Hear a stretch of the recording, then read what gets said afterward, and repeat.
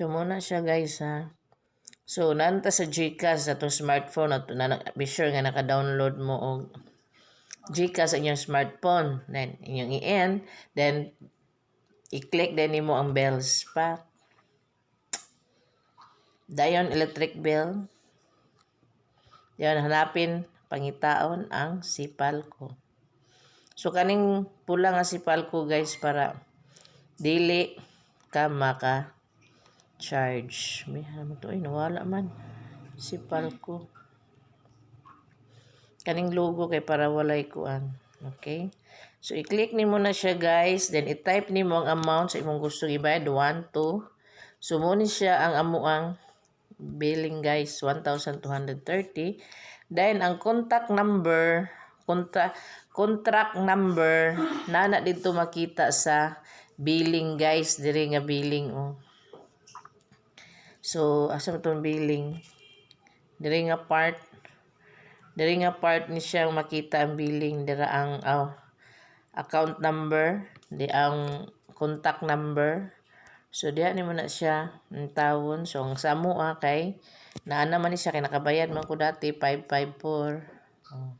Dayon imong number dayon 09 0910 554. Oh, sample na 7723. Oh, so ana guys. Then ang imong email ad optional pwede dili na lang. So optional man. So in A na lang. Dayon ato na lang ikuan as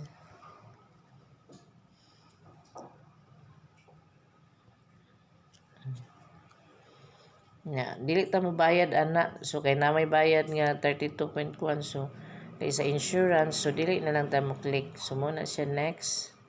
Dayon, welcome Sipalco. Then i-confirm na lang na siya guys.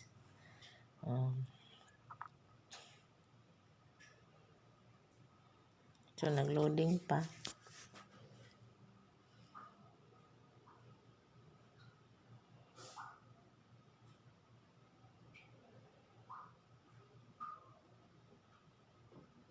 Oops.